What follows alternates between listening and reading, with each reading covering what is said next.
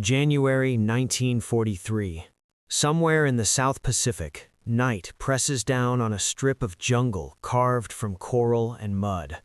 The air smells of fuel, wet earth and salt carried inland from a blackened shoreline.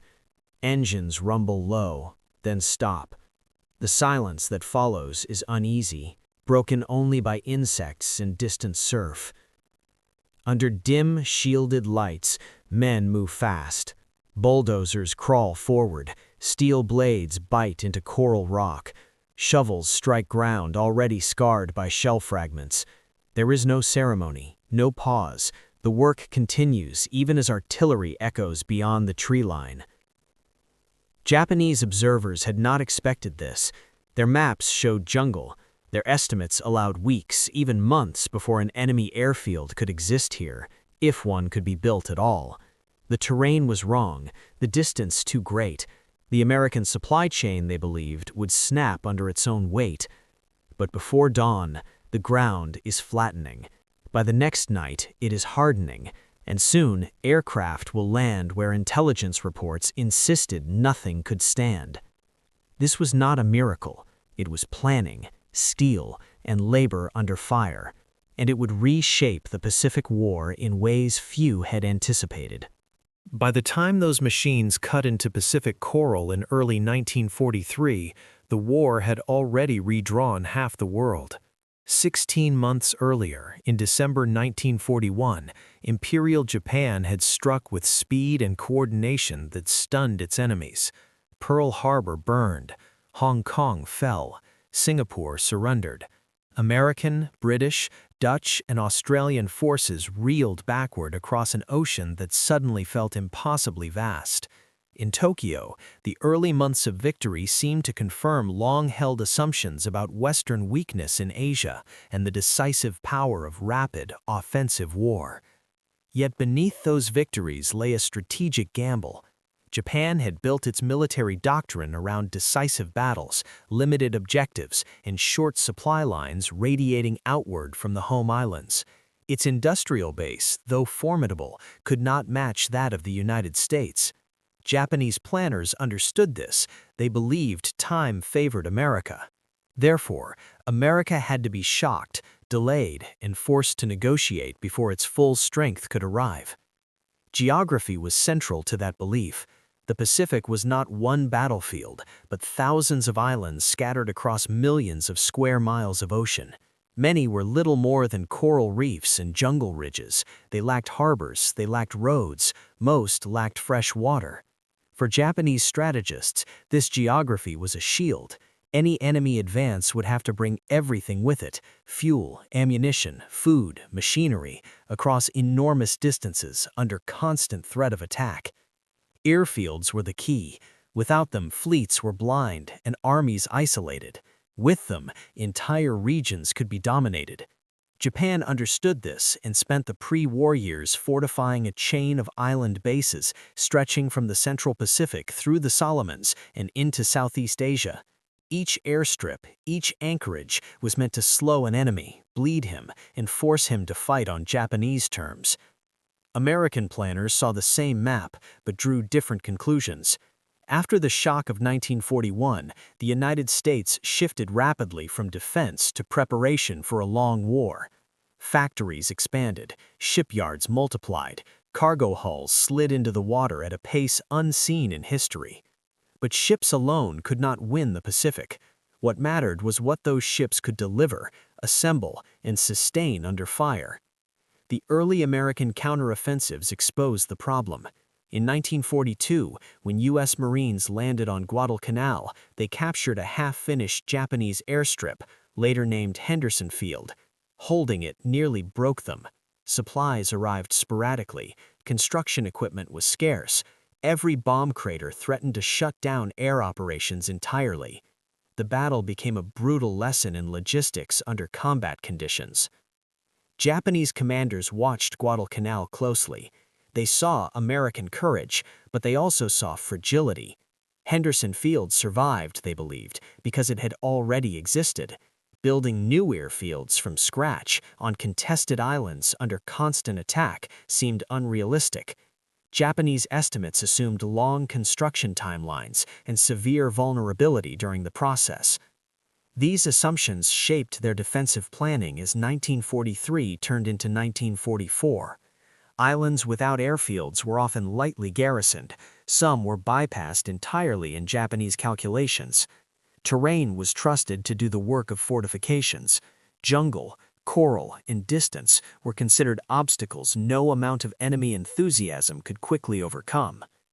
What Japanese intelligence underestimated was not American bravery, nor even American industry alone, but American specialization. The United States Navy was quietly reorganizing how it fought the Pacific War.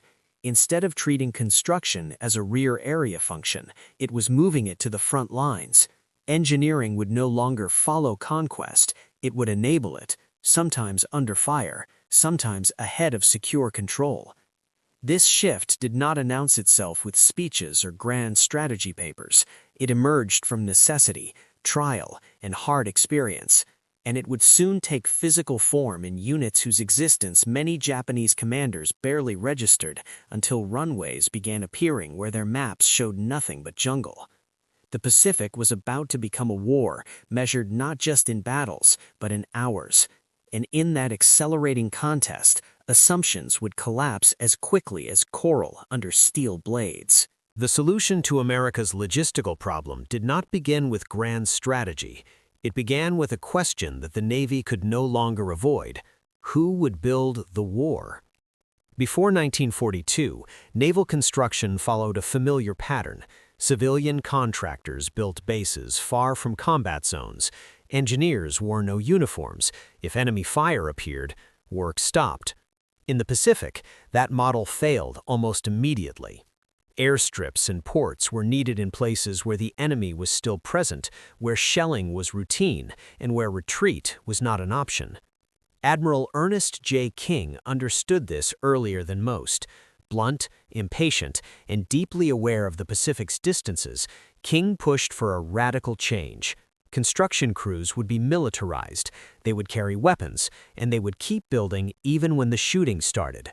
In January 1942, the U.S. Navy formally established the Naval Construction Battalions. Their insignia, a fighting bee clutching a wrench and a rifle, captured the idea simply: these men would build and fight. They would not be frontline infantry, but they would not be civilians either. They would operate in the most dangerous zones of the war. The men who filled their ranks were different from traditional recruits. Many were older, skilled tradesmen, electricians, carpenters, steel workers, heavy equipment operators. Some had families, some had never fired a weapon. What united them was experience. They knew how to pour concrete, lay steel matting, repair engines, and improvise with limited resources. Training was brief and practical: basic weapons handling, field discipline, then engineering under simulated combat conditions. Speed mattered more than perfection. A runway that could handle aircraft today was better than a flawless one next month. The Japanese did not fully grasp this shift. Their intelligence assessments focused on divisions, carriers, and bomber groups. Construction units appeared in reports as secondary elements, supporting actors in a war dominated by combat forces. Japanese doctrine still separated builders from fighters. The idea that engineers would land alongside assault troops and immediately begin heavy construction seemed wasteful and dangerous. Yet by late 1942, that was exactly what was happening. On islands across the Solomons and the Central Pacific, Seabees, so named from the initials CB, began arriving with the first waves. They unloaded bulldozers before tents, fuel before mess halls. Their priorities were ruthless: flatten ground, drain water, prepare coral or soil to carry weight. Everything else could wait. Their methods were equally unconventional. In coral terrain, blasting was minimized. Bulldozers crushed and graded instead. Crushed coral, compacted properly, formed a surface strong enough for fighters and medium bombers. Where time was critical, pierced steel planking, steel sheets with punched holes, was laid directly over prepared ground, allowing aircraft to land within days. Japanese planners assumed such materials would be scarce or impossible to transport in sufficient quantity. They were wrong.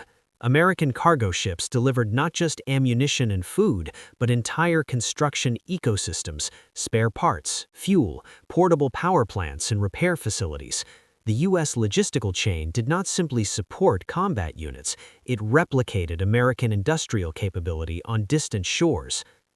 Guadalcanal had been a warning. By early 1943, the warning was becoming a pattern. On islands like Espiritu Santo, New Georgia, and Bougainville, airfields appeared with astonishing speed. Sometimes they were operational within a week of landing, sometimes faster. Japanese aerial reconnaissance reported new strips, only to be dismissed as temporary or unusable, but American aircraft kept flying from them, supplies kept arriving, pressure kept increasing. Each new runway extended American reach. Fighters pushed back Japanese reconnaissance. Bombers struck shipping lanes and bases once thought safe. The Pacific began to shrink, not geographically, but operationally. For Japanese commanders, this was deeply unsettling. Their defensive lines were calibrated to delays that no longer existed. Islands meant to buy time now fell behind advancing air coverage. Positions thought isolated found themselves under attack from newly established bases almost overnight. The war was no longer moving at the pace Japan had planned for.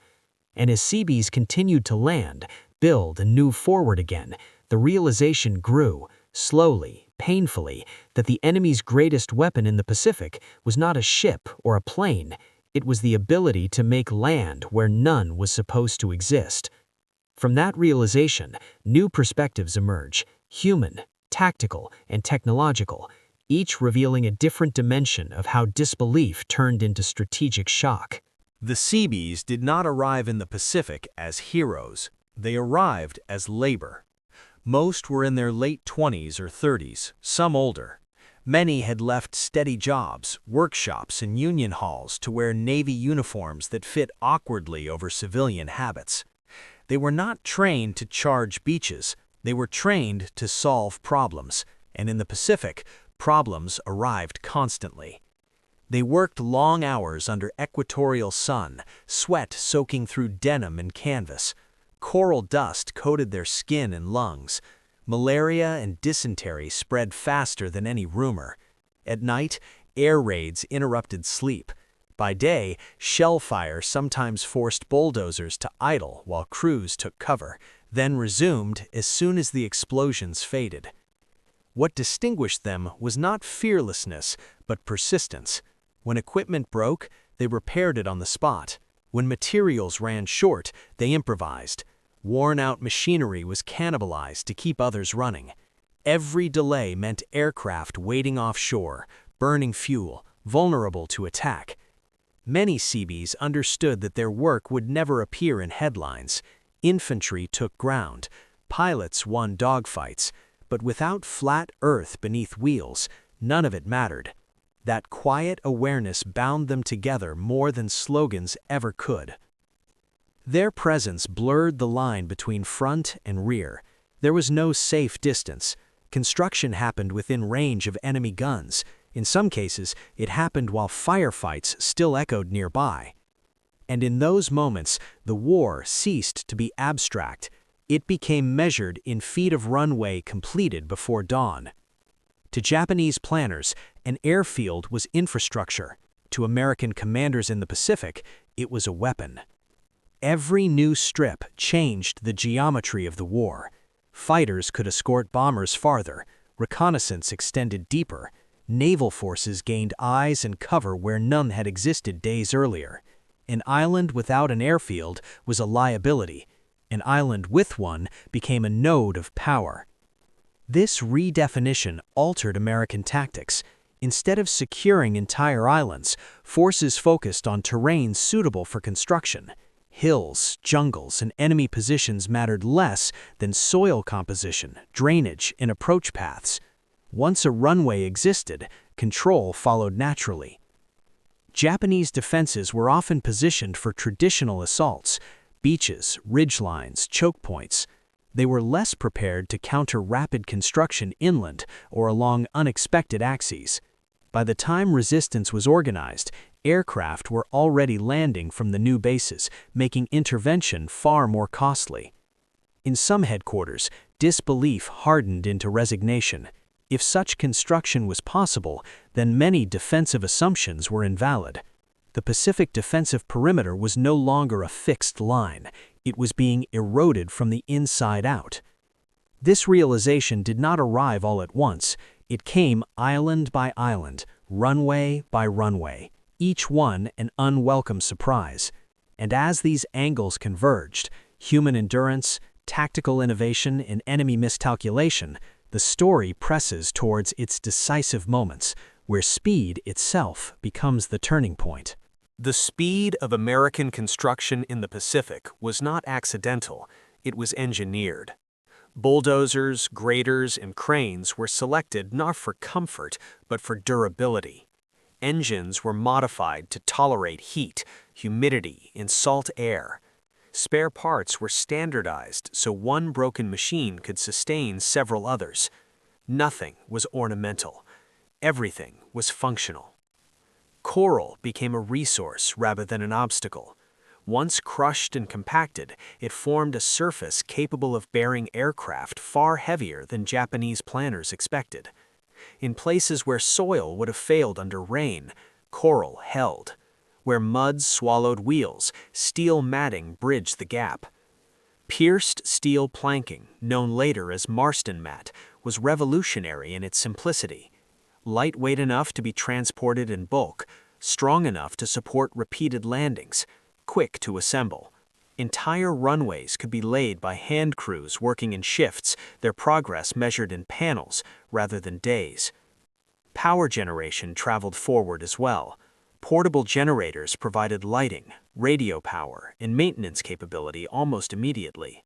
Communications followed construction, ensuring that newly built airfields were integrated into wider operational networks without delay. The Japanese had technology of their own, but their systems were not designed for this kind of forward mobility. Equipment was heavier, supply chains more rigid. Adaptation took time they no longer had. In the Pacific, the side that adapted fastest controlled the tempo. Technology, wielded pragmatically, became a force multiplier. Behind the Seabees stood a command philosophy that valued initiative over rigidity. Admiral Chester W. Nimitz did not micromanage construction timelines. He set objectives and trusted subordinates to achieve them by any means available. If a runway could be built faster by bending regulations, it was bent. If priorities shifted overnight, so did resources. This decentralization mattered. Construction battalion commanders were empowered to make decisions on the ground. They did not wait for approval to relocate equipment or alter designs. War conditions demanded improvisation, and leadership allowed it. Contrast this with Japanese command structures, which emphasized strict adherence to plan. Deviations required authorization. In a fast-moving logistical contest, that rigidity proved costly. American leadership treated logistics as an operational art, not a background function. Airfields were planned as part of campaigns, not afterthoughts. The question was never whether construction was possible, but how quickly it could be made useful. This mindset filtered downward. Seabees knew their work mattered. That knowledge translated into urgency. Speed was not just efficiency, it was survival. There was a cost to this pace. Men worked until exhaustion. Accidents were common. Equipment crushed limbs. Disease spread through crowded camps. Casualties occurred not only from enemy fire, but from the relentless demand to build faster than nature allowed. Yet the urgency never eased. Every completed runway reduced exposure for ships at sea. Every operational airfield shortened supply lines and increased protection for ground forces. Speed saved lives, even as it consumed those who produced it. This moral tension between sacrifice and necessity ran through the Seabees' experience. They were not immune to fear or fatigue. They simply worked through it. And when aircraft finally touched down on their freshly laid surfaces, engines roaring where silence had ruled days before, the meaning was clear. Something irreversible had occurred. The Pacific War had crossed a threshold. From here, events would no longer unfold slowly. They would cascade. The shift became undeniable in late 1943, when American forces began to land not just to fight, but to build with intent and speed that left no margin for correction. On November 1, 1943, U.S. Marines and Army units went ashore at Empress Augusta Bay on Bougainville, an island long held by Japan in the northern Solomons. Japanese planners had concentrated their defenses elsewhere, assuming the swamps and dense jungle near the bay made large-scale operations impractical. The landing itself was violent, but limited. What followed was decisive. Within hours, Seabees were ashore with their equipment. Bulldozers moved inland as artillery still boomed in the distance. The chosen site was not ideal, waterlogged, uneven, hostile, but it was sufficient. That was all that mattered. Rain fell almost immediately. Tropical downpours turned ground to slurry, yet coral deposits nearby offered a solution. Crushed, drained, and compacted, they formed a stable base. Work continued day and night, lights shielded against air attack, men rotating in shifts that blurred time into exhaustion. Japanese aircraft struck repeatedly. Bombs cratered partially finished surfaces. Each crater was filled and rolled flat again. Progress slowed, then resumed. The work did not stop.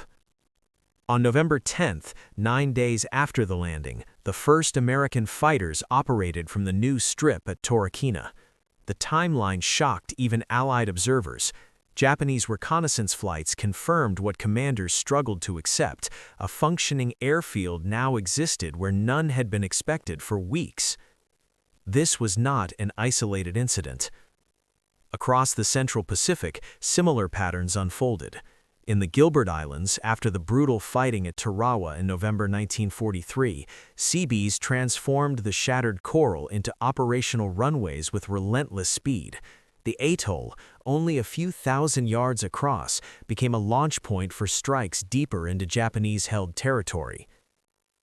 Japanese doctrine had assumed that heavily defended islands would impose long delays even after capture. Instead, American air power followed close behind assault waves. The window for counterattack narrowed sharply. What had once been a layered defense became a series of disconnected positions.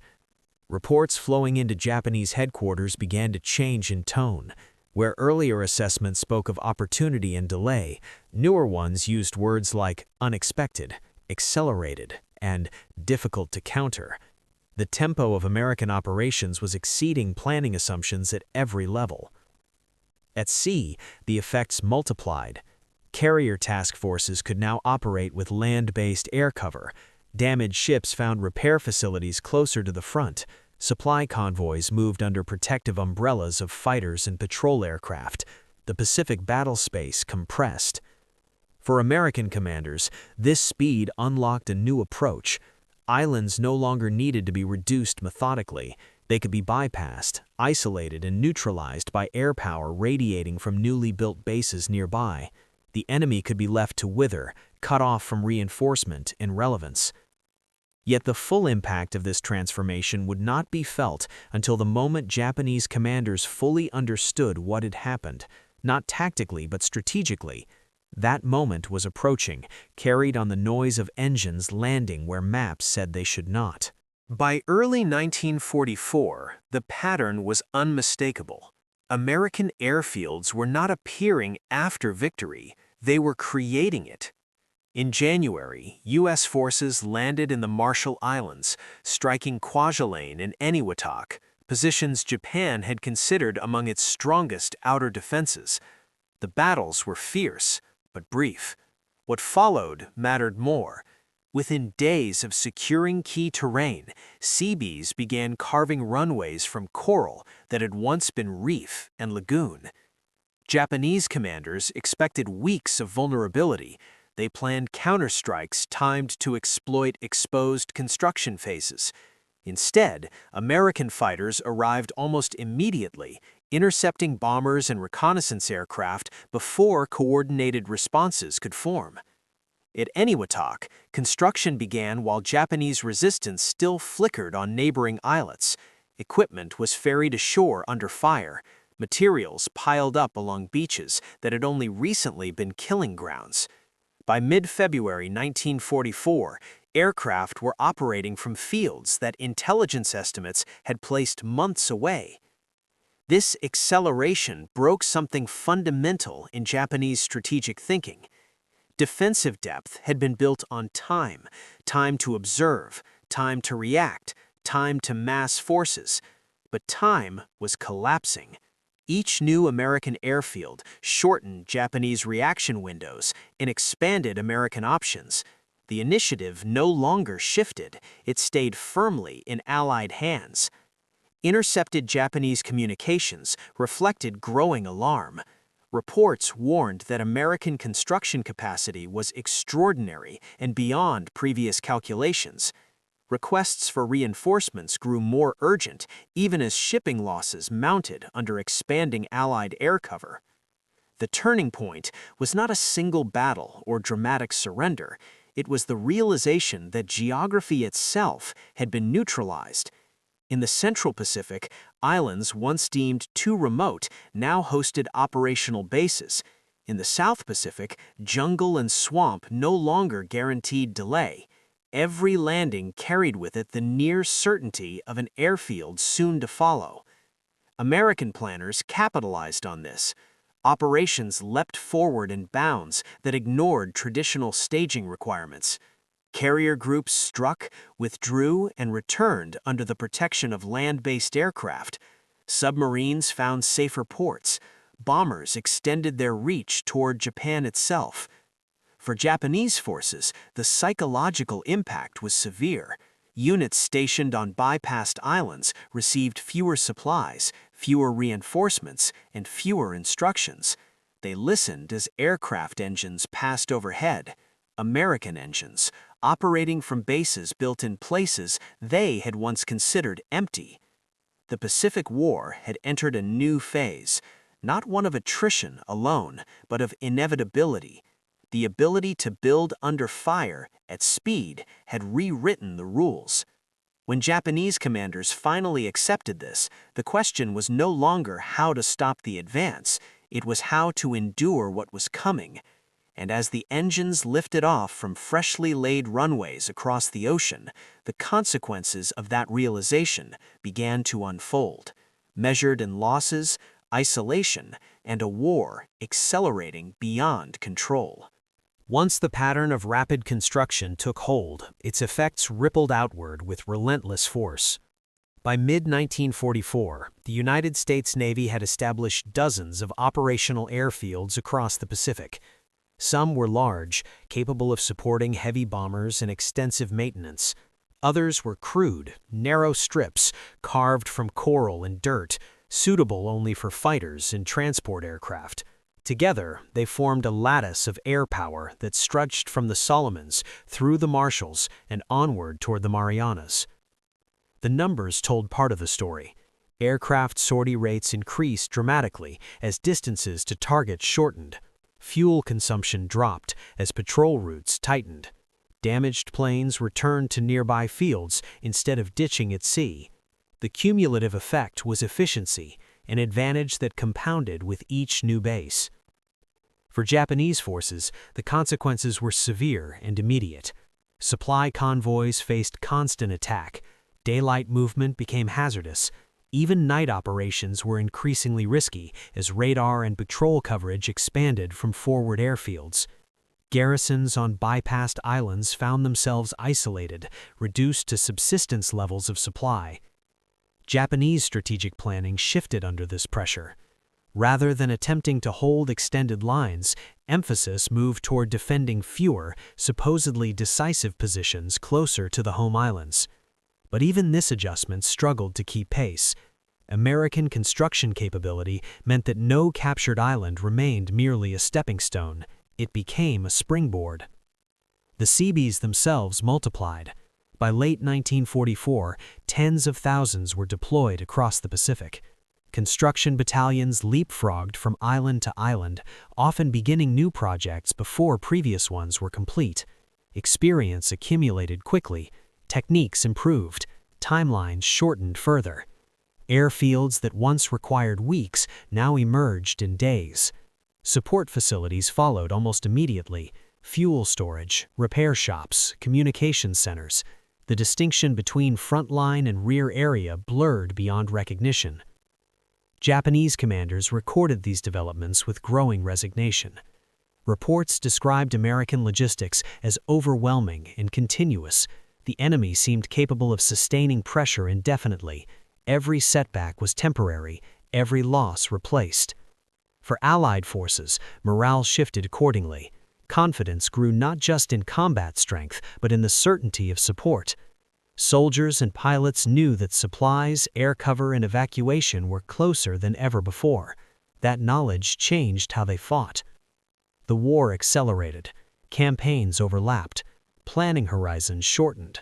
What had once been deliberate advances became rolling offensives that left little time for the enemy to recover. Yet the full weight of this transformation would only become clear as the war pushed closer to Japan itself, where the lessons of rapid construction would be tested on the most heavily defended ground of all. As the American advance moved westward, the legacy of rapid construction followed it into the war's most intense phases. In the Mariana Islands, Saipan, Tinian, and Guam, the pattern repeated on a larger scale. These were not remote outposts, they were strategic prizes. From their airfields, long-range bombers could reach the Japanese home islands. The fighting was brutal, casualties were heavy, but once ground was secured, construction began immediately. On Tinian, Seabees transformed the island into one of the largest air bases in the world. Multiple parallel runways emerged from crushed coral. Maintenance facilities sprawled across terrain that had recently been contested ground. Within months, B-29 superfortresses were lifting off toward Japan. Japanese planners had believed such bases would take years to build. Instead, they watched them materialize in a single season. The same doctrine followed the war north. On Iwo Jima, Seabees repaired and expanded airfields even as fighting continued across the island. Under constant artillery fire, they filled craters and restored runways so damaged aircraft could land within days of capture. Those runways saved thousands of airmen who otherwise would have been lost at sea. On Okinawa, construction reached unprecedented scale. Airfields, ports, roads, hospitals, entire logistical cities arose amid the largest amphibious assault of the Pacific War. The Japanese defensive strategy, centered on inflicting maximum casualties, could not disrupt the flow. Even sustained attacks failed to halt the expansion. By war's end, the results were undeniable. The United States had built a mobile infrastructure that advanced with its armies.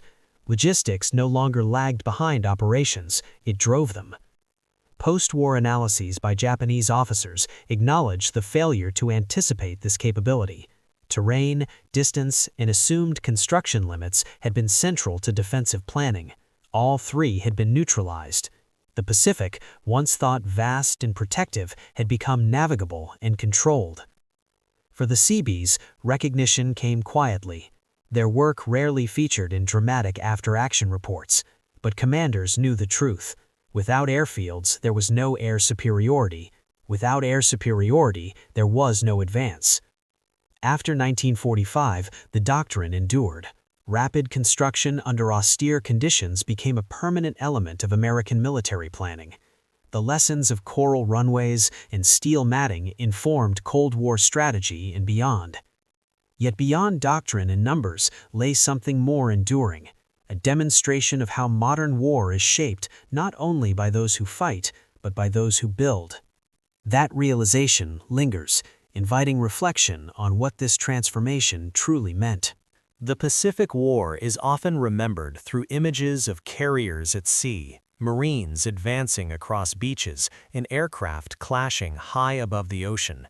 These moments mattered, they decided battles, but beneath them ran a quieter force, shaping outcomes long before shots were fired. Japanese commanders believed geography would protect them. Distance, jungle, coral, and water were counted as allies. They calculated delays, assumed limits, and trusted that construction would always lag behind conquest. What they did not anticipate was a system designed to erase those limits entirely. The Seabees proved that modern war is not only about destruction, but creation under pressure. They showed that speed can be decisive, that preparation can replace surprise, and that logistics, when pushed to the front, can become a weapon as powerful as any fleet. Airfields built in days did more than launch aircraft. They collapsed defensive assumptions. They shortened wars of movement into hours of reaction. They turned islands into instruments, not obstacles. There is no single dramatic moment when this truth announces itself. It emerges gradually, through patterns repeated until denial becomes impossible. A runway here, another there. Engines starting where silence once ruled. In the end, the Pacific did not shrink because maps changed. It shrank because human skill, organization, and persistence overcame distance itself. When historians trace the arc of the war, they often follow battles, but the deeper story runs along strips of crushed coral and steel, built at night, under fire, by men who understood that the fastest way to end a war was to make the next landing possible. That understanding, forged in the Pacific, still shapes how wars are fought today.